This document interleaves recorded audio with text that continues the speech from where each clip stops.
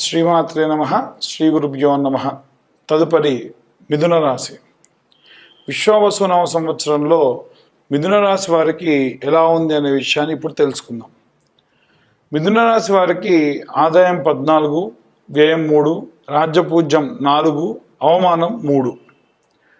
విశ్వావసు నవ సంవత్సరంలో మిథున రాశి వారికి శనిగ్రహ ప్రభావం వలన నూతన సంవత్సరంలో శుభ అశుభ ఫలితాలు అంటే మిశ్రమ ఫలితాలు అధికంగా గోచరిస్తూ ఉన్నాయి. ఆసక్తి విషయం ఏమిటంటే మిథున రాశి వారికి ఈ యొక్క సంవత్సరంలో ప్రత్యేకమైనటువంటి అనుగ్రహం వల్ల అనేకమైనటువంటి ప్రయోజనాలు కలిగేటువంటి అవకాశం ఉన్నాయి. మిశ్రమ ఫలితాలు గోచరిస్తున్నాయని ఎందుకు చెప్పామంటే ప్రారంభంలో ప్రథమార్థంలో 3 నెలల తర్వాతకి కొన్ని ఇబ్బందులు కలిగేటువంటి అవకాశం, భార్యాభర్తల మధ్యలో ఏవైనా చిన్న చిన్న తగాదాలు, అవి బయటి వాళ్ళు ఇంకొకలాగా మాట్లాడుకోవడం, ఈ విధంగా జరిగేటువంటి అవకాశం ఉంది. మిగిలినదంతా కూడా సజావుగా సాగుతుంది. మిథున రాశి వారికి ఈ యొక్క నూతన సంవత్సరంలో గత ఏడాదితో పోల్చుకుంటే చాలా అద్భుతంగా ఉందని చెప్పొచ్చు. ఈ రాశి నుండి లగ్న స్థానంలో ప్రయాణం చేస్తున్న కారణం వల్ల గురుగ్రహము చాలా అద్భుతంగా ఉండేటువంటి అవకాశం ఉంది. అలాగే ఈ యొక్క శని కుంభం నుంచి మీనంలోకి ప్రవేశించడం వల్ల కర్మ ఫలదాత శనేశ్వరుడు కాబట్టి మంచి సత్ఫలితాలు కూడా ఇచ్చేటువంటి అవకాశం ఉంది. ఈ సమయంలో మిథున రాశి వారికి కష్టానికి తగినటువంటి ఫలితం దక్కేటువంటి అవకాశం ఉంది. అనేక రంగాల్లో సానుకూలమైనటువంటి ప్రతిఫలాలు కూడా పొందుతారు. అంతేకాకుండా రాహు సంబంధించినటువంటి స్థానం ఉండడం వలన శుభ ఫలితాలతో పాటు కొన్ని మిశ్రమ ఫలితాలు గోచరించినప్పటికీ మీ ఎటువంటి నష్టపడకుండా బయటకు వచ్చేటువంటి అవకాశం ఉంటుంది కష్టకాలంలో. ఈ కాలంలో అవివాహితులకు మంచి వివాహం జరిగేటువంటి కాలము. వీరి యొక్క కుటుంబ సభ్యులకు సంబంధించి కొన్ని గొడవలు కూడా పరిష్కారం అయ్యేటువంటి అవకాశం ఉంది. ఏవైనా క్రయ విక్రయ సంబంధిత విషయముల్లో భూమికి సంబంధించి కూడా అనుకూల ఫలితాలు గోచరిస్తూ ఉన్నాయి. విదేశాలకు వెళ్ళేటువంటి అవకాశం కూడా ఉంది. నిరుద్యోగులకు ఉద్యోగం కూడా వచ్చేటువంటి అవకాశం ఉంది. పిల్లల వైపు అనేకమైనటువంటి సమస్యలు పరిష్కరించబడేటువంటి అవకాశం, అంటే మీ పిల్లలకు సంబంధించి ఏదైనా ఒక ఇష్యూ నడుస్తుంది, ఇబ్బంది పడుతూ ఉన్నారు, వాటి నుండి కూడా మీరు బయటపడే అవకాశం ఉంది. అయితే సాధారణంగా ఈ రాశిలో ఉన్న వారికి ఉద్యోగస్తుల్లో కెరీర్ పరంగా మొదటి 6 నెలలు కొన్ని సమస్యలు ఉన్నప్పటికీ తర్వాతి కాలం అంతా దిగ్విజయవంతంగా ఉంటుంది. ప్రథమార్థంలో పడ్డటువంటి కష్టానికి తగ్గ ఫలితం ద్వితీయార్థంలో ఉంటుంది. అలాగే ఈ రాశి నుంచి 12వ స్థానంలో గురుగ్రహం యొక్క సంచారం చేయడం వలన కాస్త అదనపు ఖర్చులు చేసేటువంటి అవకాశం ఉంది. ఇందాక ముందే చెప్పుకుందామండి, 12వ స్థానం ఖర్చుకు సంబంధించింది. గురుగ్రహం ఉంటే ఏ గ్రహం ఉంటే ఆ గ్రహానికి సంబంధించి ఖర్చు ఉంటుంది. పిల్లలకు సంబంధించి ఏవైనా సరే కాస్త ధనము ఖర్చు పెట్టే అవకాశం ఉంది. అలాగే ఈ యొక్క రాశిలో ఉన్నటువంటి వారికి చూసుకున్నట్టయితే అనేక విషయాల్లో విజయాలు సాధించే అవకాశం ఉంది. ఏవైనా సరే రియల్ ఎస్టేట్ పరంగా కానీ, ఏవైనా వివాహానికి సంబంధించి కానీ, ఏవైనా మీరు డీల్ చేస్తున్నటువంటి పనులు పూర్తయ్యేటువంటి స్థాయికి కూడా వచ్చే అవకాశం ఉంటుంది. పట్టిందల్లా బంగారంగా ఉందా అన్నట్టుగా కొన్ని నెలల పాటు మీ పరిస్థితి కనిపిస్తుంది. అలాగే సీనియర్ల నుండి కాస్త జాగ్రత్తగా ఉండండి. ఏవైనా సరే మాట తూలడం వల్ల వాళ్ళు మీతో నవ్వుతూనే ఉన్న ఉద్యోగస్తులకు ఇబ్బంది కూడా పెట్టేటువంటి అవకాశం ఉంది. విద్యారంగంలో ఉన్న వారికి మిశ్రమ ఫలితాలు గోచరిస్తున్నప్పటికీ వీరి యొక్క 12వ స్థానం నందు గురుగ్రహం యొక్క సంచారం చేయడం వలన సాధారణంగా ఈ యొక్క మిథున రాశి వారికి విద్యార్థులకు సానుకూలమైనటువంటి ఫలితమే ఉంటుంది.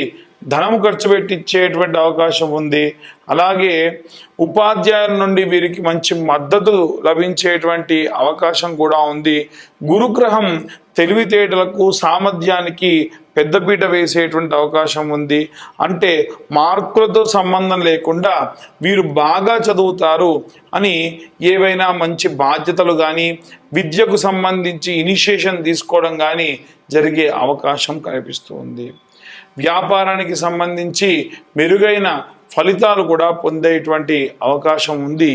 ఈ ఏడాది ప్రారంభం నుంచి చూసుకున్నట్టయితే మే దశలో మే యొక్క నెలలో విదేశాలకు ప్రయాణం చేసేటువంటి అవకాశం ఉంది. విదేశాలకు సంబంధించిన విదేశ ఉత్పత్తులకు సంబంధించి వ్యాపారం కూడా చేసేటువంటి అవకాశం కూడా అధికంగా కనిపిస్తూ ఉంది. అలాగే ఈ యొక్క శనిగ్రహ ప్రభావం వలన గతంలో మీరు పడ్డటువంటి కష్టములన్నిటినీ కూడా మీరు తొలగించుకొని ముందుకు వెళ్ళేటువంటి అవకాశం కూడా పెద్దగా కనిపిస్తూ ఉందని చెప్పొచ్చు. అయితే కొన్ని పనులు మాత్రము చాలా కష్టపడితే కానీ ఆ పనులు పూర్తయ్యేటువంటి అవకాశం లేదు. అలాగే మీరు గతంలో ఈ వ్యాపారానికి సంబంధించి ఎవరితో అయితే పార్ట్నర్గా చేసుకోవాలి అనుకున్నారో వాటిని విరమించుకునేటువంటి అవకాశం కూడా ఉంది.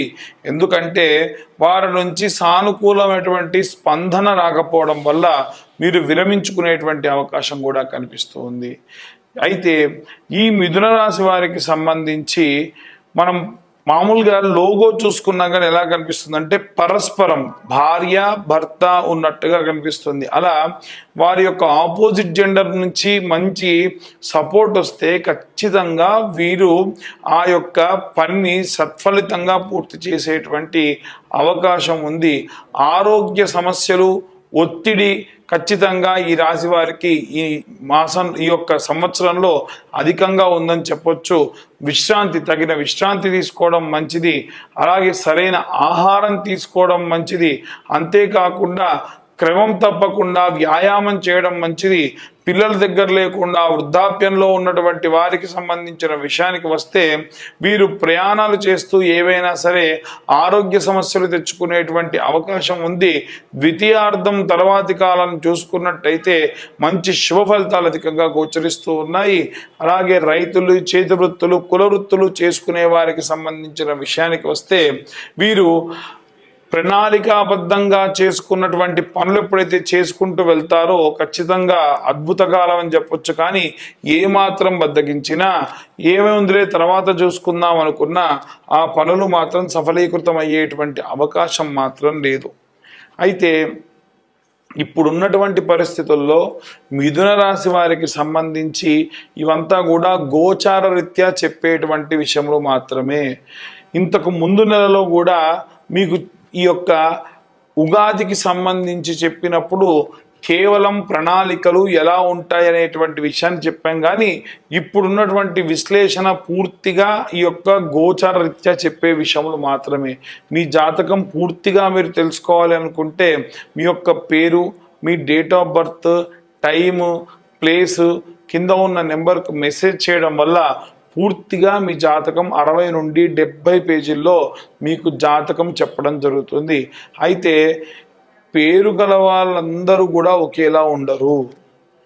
ఒకవేళ డేట్ ఆఫ్ బర్త్ టైం లేకుంటే కేవలం మీ పేరు కూడా జన్మనామం అయి ఉంటే చూసుకోండి. వ్యవహార నామం అయితే కూడా 25% మాత్రమే ఇప్పుడు మేము చెప్పేటువంటివి కుదురుతాయి. చాలామంది ఈ విషయంలో కూడా మమ్మల్ని అడగడం జరిగింది. అయితే ఈ 2025 సంవత్సరంలో ఈ జాతక విశ్లేషణకు 2025 రూపాయలు మాత్రమే ఛార్జ్ చేయడం కూడా జరుగుతుంది. అయితే ఈ జాతకంలో మీకు దశ, అంతర్దశ, విదశ, లగ్నం నుండి పంచమ, సప్తమ, కోణ స్థానాల్లో ఎవరెవరున్నారు, ఎలాంటి గ్రహ సంచారం వల్ల ఎలాంటి ప్రతిఫలం లభిస్తుంది, పిల్లలు ఎవరైనా ఉంటే కనుక వారు ఎలాంటి కోర్సులు తీసుకోవాలి, ఇలాంటి విషయాలు డీటెయిల్గా చెప్పడం జరుగుతుంది. మరొకసారి అందరికీ కూడా విశ్వావసునామ సంవత్సర శుభాకాంక్షలు. సర్వే జన సుఖినో భవంతు. స్వస్తి.